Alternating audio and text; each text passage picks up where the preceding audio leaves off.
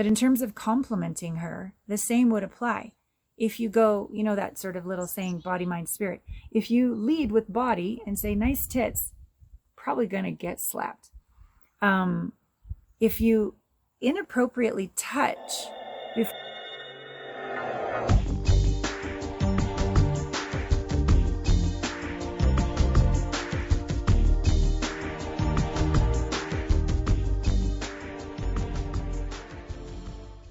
how to compliment her without seeming creepy. Alana Pratt here, intimacy expert, host of the podcast, Intimate Conversations. I just remember the days. Okay, so I'm 52. Back when I was like 19, 20, I used to live in Japan. I was a dancer, a model, spokesperson, all these things. And in Japanese, we would say skabe, skabe. That means they're horny, they're creepy. So I would, my very, very, very second job was being a hostess in Ginza. And Mama-san would put me in these little like size 2 Chanel suits, and I would use a safety pin to do the damn thing up. But we would, there was different hostesses from all over the world. A lot of Europeans and Russians and Australians and me, Canadian, Americans, and skabe. So it's not a flattering word that women use. It means we're scared. That's what it means. It just means we're scared. It's snarky on top of it, creepy, horny, skabe, whatever. But underneath it, it means we're scared. So you're doing something that scares us. And you may, I don't think so, but probably not know that you're doing it. Like you may be so enamored that you just aren't conscious and present, and you just let your pelvis lead and you forget about your heart and your mind. You may have a very, I hope not, but a very low self-esteem or low self-esteem for women. You might not see them as works of art. You might see them as a piece of meat. I encourage you to change that point of view if that's the truth. They're not a commodity. They're not something to win, buy, gain like that. A woman is a divine temple and a soul just like you. So I'm sure that we're already on the same page about that. But in terms of complimenting her, the same would apply. If you go, that sort of little saying, body, mind, spirit. If you lead with body and say, nice tits, probably going to get slapped.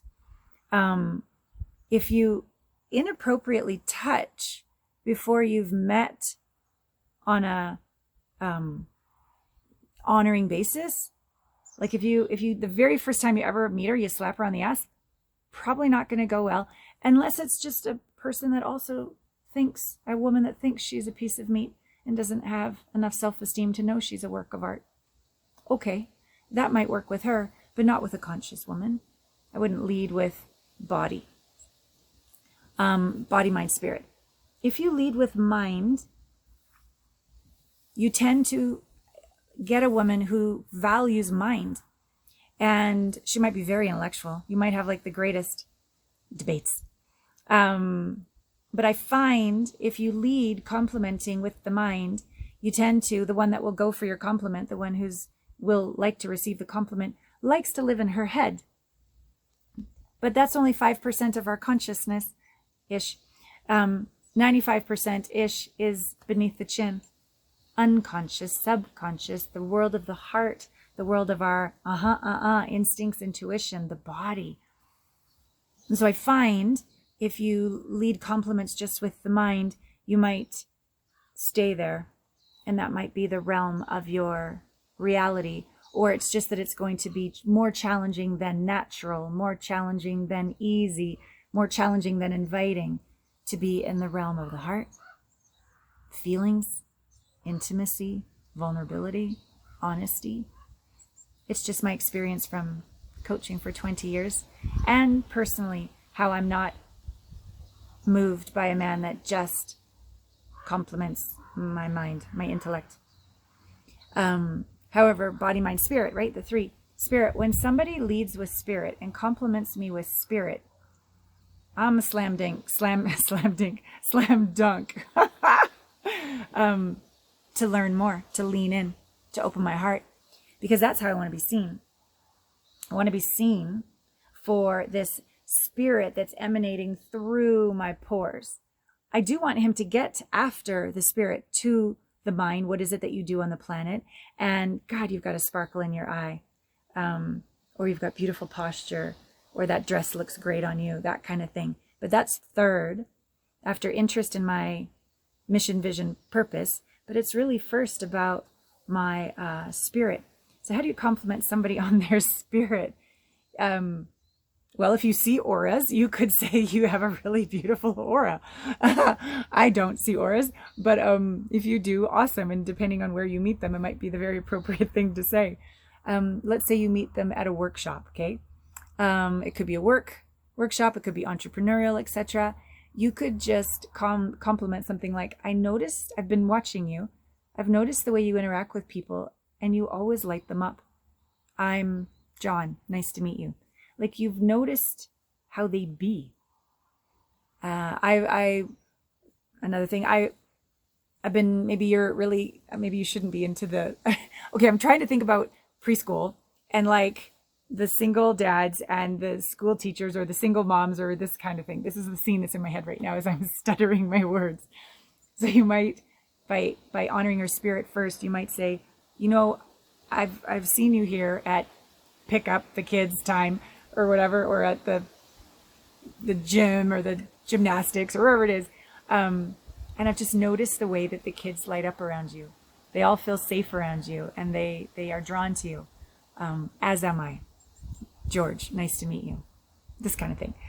So you're noticing them in the act, and you're complimenting on what they do naturally by who they be. That would be spirit, who we be.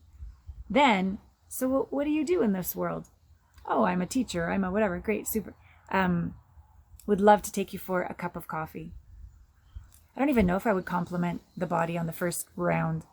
But as you get to know them, again, spirit, mind, body, the compliments will be received more, because we're like this lotus flower opening to be seen in our essence, to be honored for our mission, vision, purpose, and then to be acknowledged for our beauty. Happy, happy, happy.